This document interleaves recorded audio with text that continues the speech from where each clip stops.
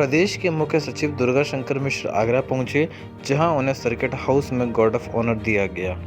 जिसके बाद मुख्य सचिव दुर्गा शंकर मिश्र ने आगरा मेट्रो का निरीक्षण किया। इस दौरान उन्होंने मेट्रो के सभी स्टेशनों का दौरा किया व अधिकारियों को उचित दिशा निर्देश भी दिए। इस दौरान मीडिया से मुखातिब होते हुए उन्होंने कहा कि 2026 तक आगरा में मेट्रो शेष जगहों पर भी शुरू हो जाएगी। एमजी रोड पर बनने वाले ट्रैक पर लेकर दुर्गा शंकर मिश्र ने कहा कि एमजी रोड पर एलिवेटेड मेट्रो बनना सभी के लिए होगा फायदेमंद।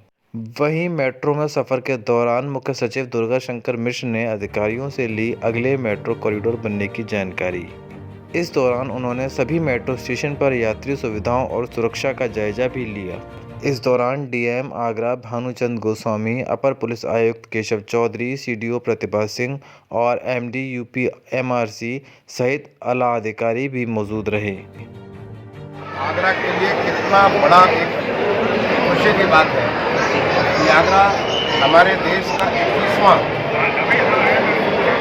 शहर बन रहा है जहाँ पे मेट्रो चालू हो गया।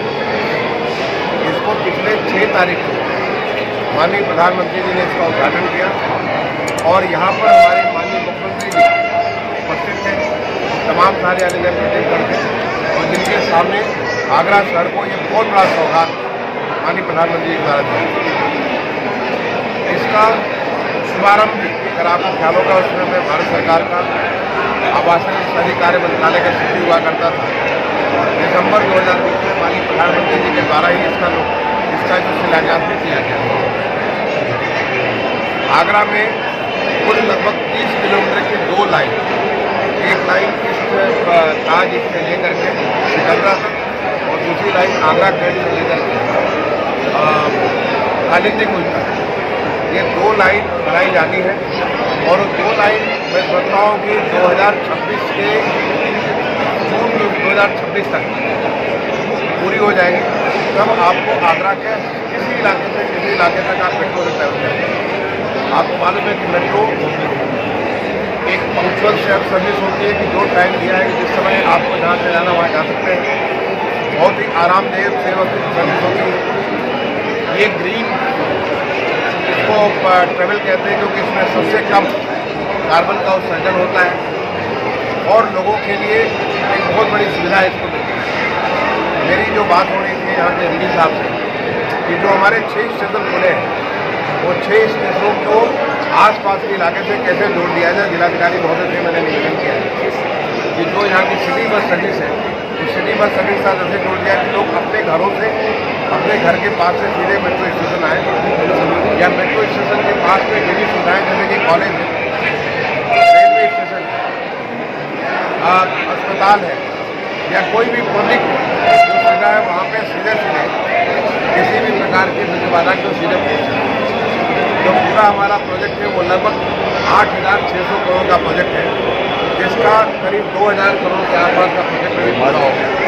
और सबसे ज़्यादा मैं उत्तर प्रदेश सरकार को इस बात के लिए बहुत बहुत बधाई दूँगा कि एक इन्होंने कीर्तिमान हासिल किया। 2 साल से कम की अवधि में ऐसे 3 स्टेशनों का पूरा जो है अंडरग्राउंड 4 स्टेशन को कवर किया, मेट्रो अंडरग्राउंड कवर किया। बहुत ही रिकॉर्ड टाइम इस काम को पूरा किया। आपको इसमें मेट्रो को शुरू करने के लिए बहुत किस्म की बिग बाधाएं थी, आपको मालूम होगा।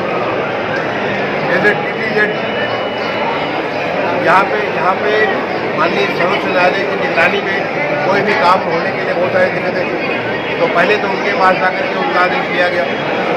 गवर्नमेंट अथॉरिटी की बहुत सारी बातें थी, उनके अथॉरिटी दिया गया।